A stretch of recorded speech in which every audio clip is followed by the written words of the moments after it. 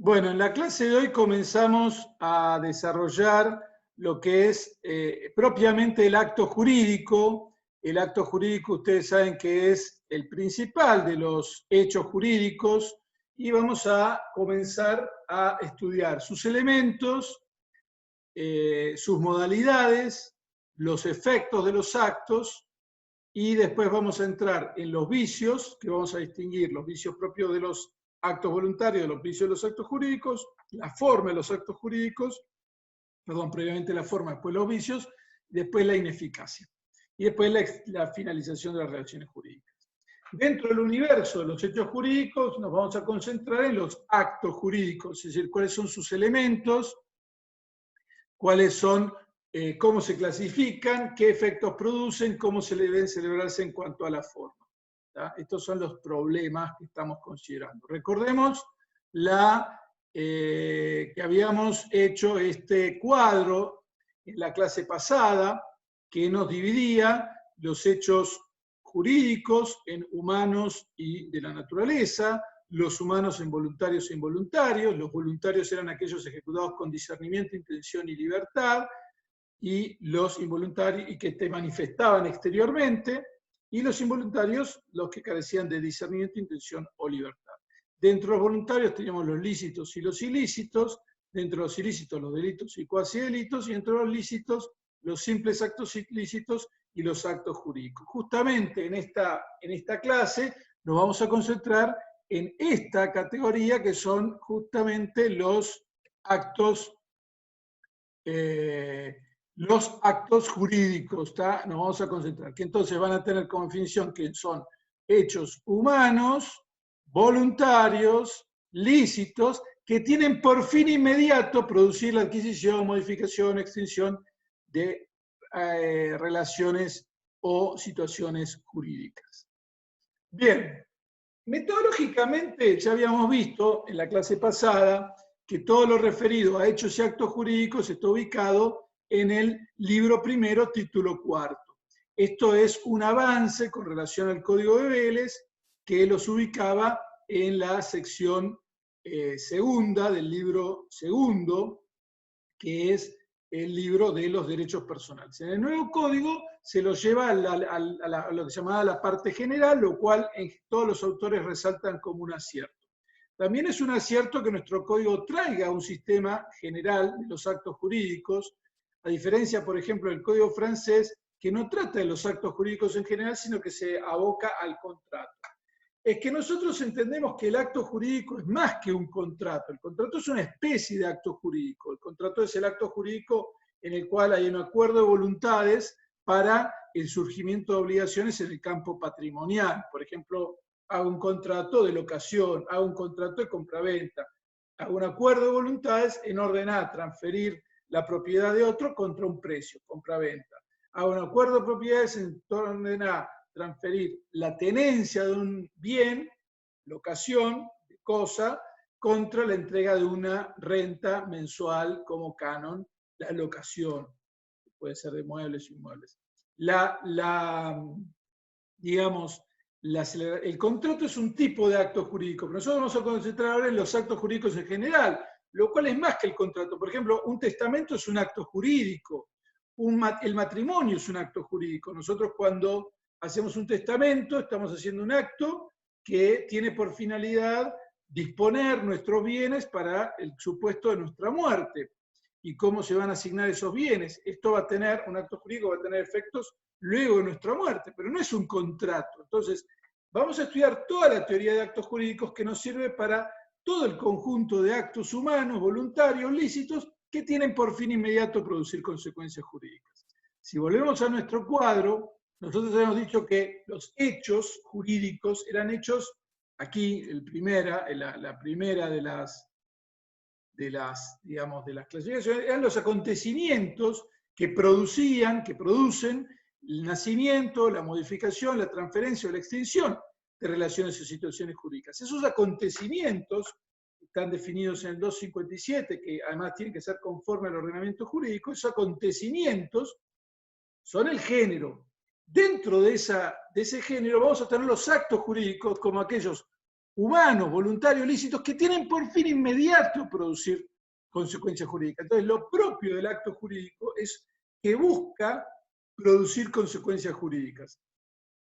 Esto es lo que lo va a caracterizar y por qué le dedicamos una mayor importancia, porque es el centro de todo lo que estamos estudiando de teoría del hecho y el acto jurídico. Metodológicamente nos vamos a concentrar en los capítulos 5 a 9 de este título cuarto del libro primero. Primero vamos a ver los actos jurídicos, después aparece la cuestión de los vicios, después aparece la modalidad de los actos jurídicos, y después la representación y la ineficacia. Bien, la definición a la que ya hicimos referencia recién está contenida en el artículo 259, lo recordamos. Acto jurídico es el acto voluntario o lícito que tiene por fin inmediato la adquisición, modificación o extinción de relaciones o situaciones jurídicas. Entonces, voluntario o lícito por fin inmediato. Grabémonos esta idea, grábense la idea de fin inmediato. Es decir, que busca de manera directa la producción de consecuencias jurídicas. El acto jurídico busca producir consecuencias jurídicas. En eso se diferencia el simple acto lícito que las produce, las consecuencias jurídicas, pero ese no es su fin inmediato. Por ejemplo, tomo un ejemplo que le robo al doctor Aliotto, profesor de Derecho Civil en la Universidad Católica. Él cuenta, bueno, por ejemplo, un pescador que sale a pescar. Cuando pesca está apropiándose de algo. Esa apropiación es un simple acto lícito, o sea, produce un efecto que es, él pasa a ser dueño de lo que pescó, pero sí, está hecho todo legalmente, por supuesto, está permitida la pesca, pero no es que es un acto jurídico ir a pescar, ¿se entiende? Él pone ese como un ejemplo de un simple acto lícito, es lícito y tiene una consecuencia jurídica, que se apropia de lo que pescó. ¿Cuáles son los elementos del acto jurídico? Bueno, los elementos esenciales son sujeto, objeto, forma y causa. El sujeto es la persona que concurre al acto para su celebración.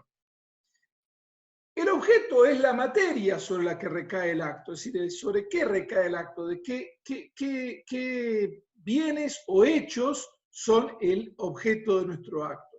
La forma es la manera en que se exterioriza el acto. Y la causa es la finalidad perseguida por las partes al realizar el acto. Vamos a detenernos en la clase de hoy en objeto y causa. Forma le vamos a dejar para dentro de 2 clases y después, la clase que viene, vamos a ver los elementos accidentales o modalidades que pueden ser condición, plazo o cargo, que pueden o no estar. ¿tá? Puede haber o no una condición, puede haber o no un plazo, puede haber o no un cargo. Esto va a ir a la clase siguiente. Vamos al objeto. Bueno, respecto al sujeto, ya hemos estudiado suficiente todo lo referido a la capacidad. Vamos a estudiar ahora, después, quiénes son las partes, los representantes. Vamos a ver aspectos vinculados con el sujeto. Vamos a comenzar por el objeto. El artículo 279 del Código Civil y Comercial tiene una importancia central en materia de actos jurídicos. Reconoce como antecedente el artículo 953 del Código Civil de Vélez. El 953 es un artículo que tuvo una enorme influencia a lo largo de toda la vigencia del Código, porque marca el contenido moral del acto. Es decir, un acto jurídico tiene que ser conforme a la ley, tiene que ser conforme a la moral, tiene que ser conforme al orden público, tiene que tener un contenido que no es simplemente lo que las partes quieren o lo que la persona que hace el acto quiere. Es decir, no hay una total libertad, sino que hay la autonomía de la voluntad está limitada, está moldeada en razones de distinto tipo. La ley, el orden público, la moral, la dignidad. Para comprender este artículo, a lo largo de la historia ha dado lugar a muchísimas limitaciones. Por ejemplo, antes de que se sancionara la 17711, dio lugar a la aplicación del vicio de lesión, que es aquel vicio que permite anular un acto cuando hay una notable desproporción entre las prestaciones, o a morigeraciones de la cláusula penal, que es una cláusula que se impone al que incumple con un contrato y lo obliga a pagar, por ejemplo, no sé, intereses punitorios, o a la limitación de intereses cuando son usurarios. ¿Esto por qué? Porque si yo cobro una tasa de interés desorbitada, una tasa de interés desproporcionada, estoy cometiendo una usura. Y esto va contra la moral. Es decir, es inmoral cobrar una tasa de interés excesiva. Por supuesto, también depende de la situación, de un contexto. En este caso, por ejemplo, en la Argentina está el problema de la inflación, pero nadie puede dudar que cobrar 300% de interés, 200% de interés es algo inmoral.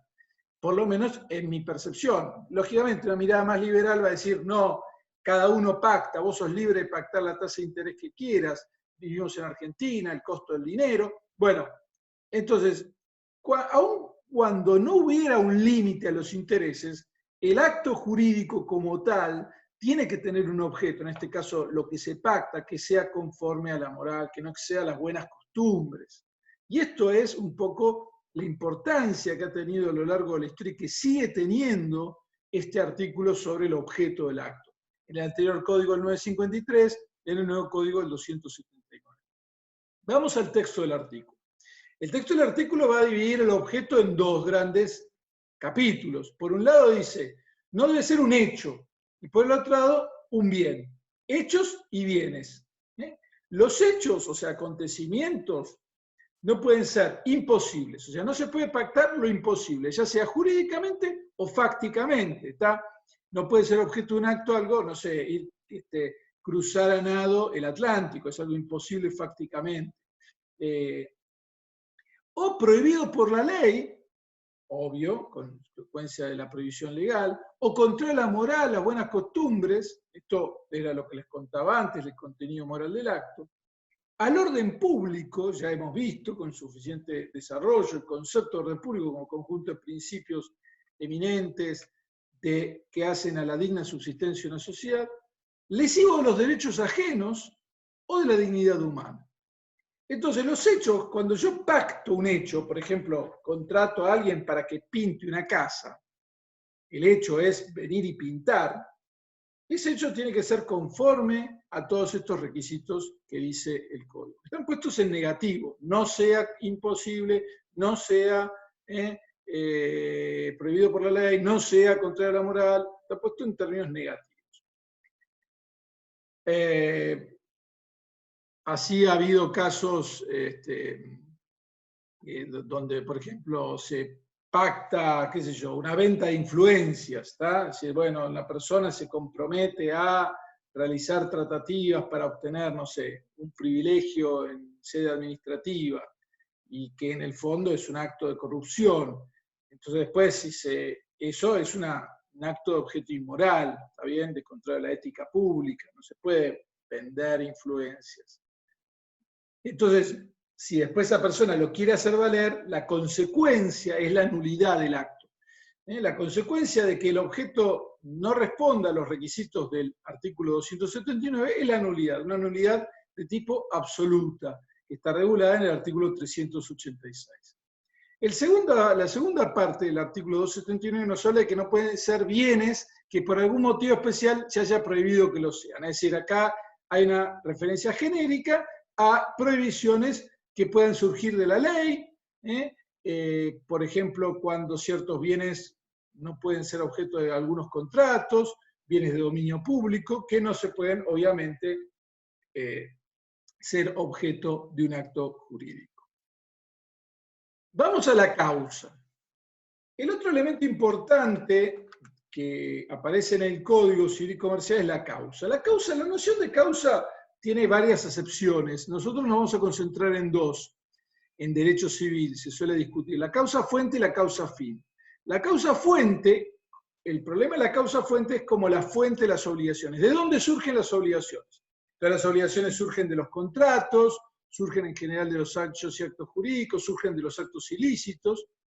Entonces, un tema clásico es, no puede haber una obligación sin una causa. O sea, ¿de dónde surgen la fuente de las obligaciones?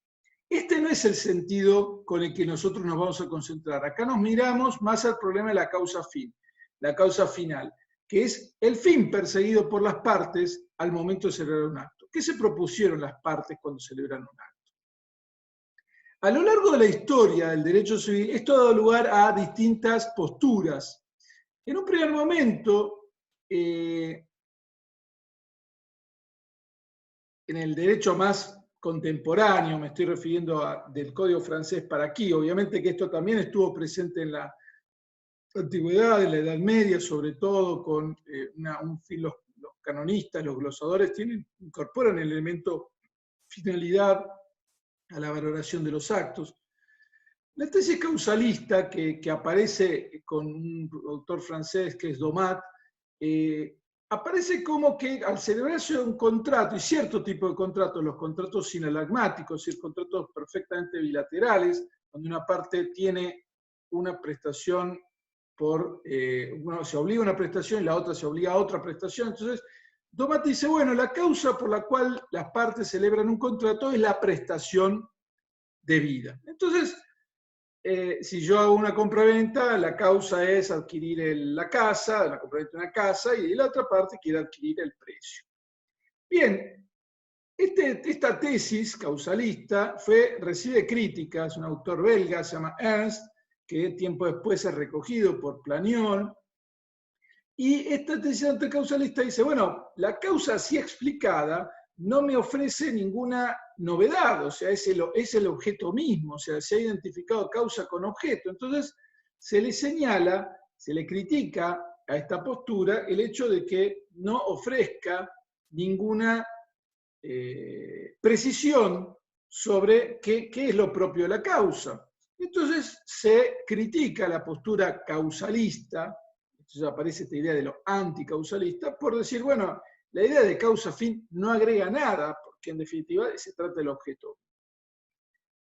Otro autor, a principios del siglo XX, hace casi 100 años, Henri Capitán, Capitán toma la idea de la causa, pero la profundiza. Dice, no, la causa que nos interesa es la finalidad perseguida por las partes, una finalidad que las partes incorporan y que buscan en el momento de celebrar un acto. Y así aparece esta idea de la causa-fin vinculada entonces con nuestros actos, con los actos jurídicos.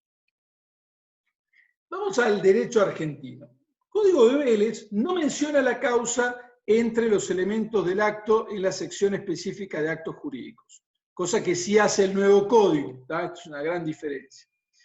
Sin embargo, el tema de la causa aparecía en algunos artículos ubicados en la parte de obligaciones, artículos 499 a 502. El Código Civil, en el libro segundo, que se abría con la sección de obligaciones, aparecía una serie de artículos que hablaban de la causa. Esto dio lugar a una discusión, teníamos dos posturas en la doctrina, vamos a ver los artículos del Código de Vélez. El 499 todo el mundo coincidía en que hablaba de la causa fuente. No hay obligación sin causa, es decir, sin algo que la obligación, el hecho de una prestación debida a otro, se deriva de un hecho o de un acto lícito o ilícito de las relaciones de familia o de las relaciones civiles. Entonces, siempre tenga una causa de las obligaciones. Acá estábamos hablando claramente de la causa fuente.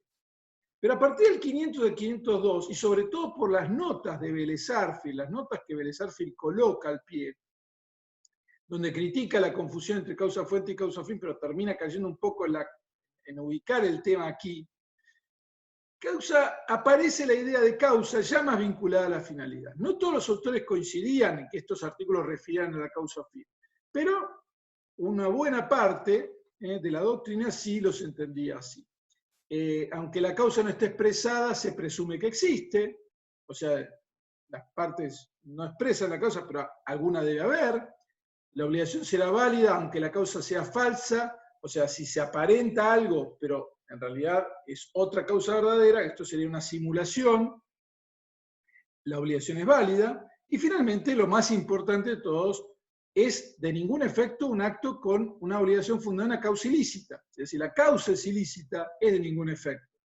Cuando es contra las leyes y al orden público. Acá claramente aparecía la idea de finalidad, porque en realidad, fíjense que en el 429 hablaba de que las obligaciones podían nacer de una causa ilícita. En realidad, la causa ilícita como causa fuente es un hecho ilícito. Si yo acuchillo a alguien, voy a pagar los daños que le causé.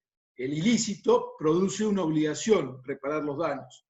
Ahora aquí está hablando de la causa fin, en el 502. Esto es la parte de antecedentes. Con estos antecedentes que no se cambiaron en la 17.711, que siguieron así y que daban lugar a estas dos posturas en el derecho argentino, llegamos al nuevo código. El nuevo código soluciona este tema e incorpora claramente la causa como elemento del acto jurídico en el artículo 281. La causa es el fin inmediato autorizado por el ordenamiento jurídico que ha sido determinante de la voluntad.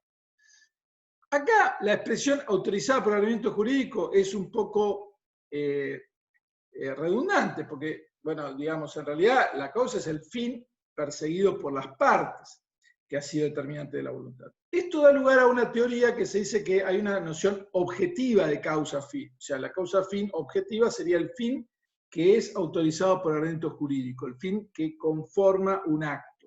¿Para qué se hace ese acto?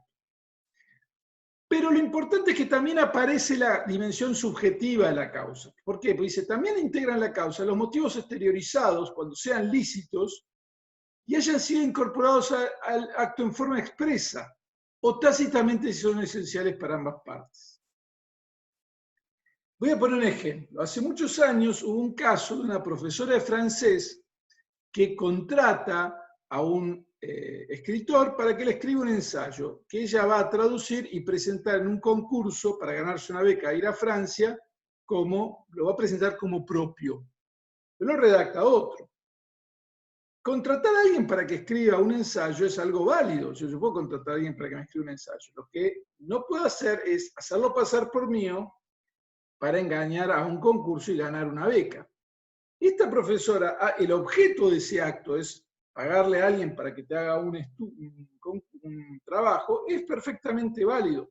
Lo que es inválido, lo que es ilícito, es la finalidad perseguida. Entonces, acá aparece esta distinción entre objeto y causa. La causa son los fines perseguidos por las partes cuando están exteriorizados. Obviamente que si yo quiero hacer algo y tengo una causa ilícita, pero no la digo, la otra parte es inocente, no tiene nada que ver, no integra el acto, o sea, no llegamos a pactar una causa. Entonces, pero se interpreta tácitamente si esto es esencial para las partes. Si las dos partes saben perfectamente de qué se trata y es esencial los fines, esto integra el acto. Entonces, recapitulando, la causa es incorporada por el nuevo código como elemento del acto jurídico en el artículo 281, incorpora dos dimensiones, una dimensión que se la suele llamar como objetiva, que es el fin inmediato autorizado por el ordenamiento jurídico que hay determinante de la voluntad, también incorpora los móviles o las intenciones de las partes si son expresados, o bien si son tácitos e esenciales para ambas partes. Quedan afuera los puros móviles o intenciones personales que no están ni exteriorizadas ni son esenciales, no integran la causa del acto jurídico. El 282 retoma lo que habíamos visto en los artículos de Vélez, que se presume una causa, este es el 500 y el 501, 500 del Código de Vélez, se subsumen en esto, la causa aunque no esté expresada se presume, y el acto es válido aunque la causa expresada sea falsa. La causa ilícita también la tenemos enunciada en el artículo 1014, de referida a los contratos. Este artículo hay que ir a leer el 281 en clave junto con el 1014 sobre los contratos. Y finalmente el 283 dice, la inexistencia o falsedad o ilicitud de la causa no son discutibles en el acto abstracto. Una palabra sobre el acto abstracto. El acto abstracto es aquel acto que se independiza de su causa y que tiene un tratamiento autónomo y sobre todo tiene una fuerza ejecutiva propia.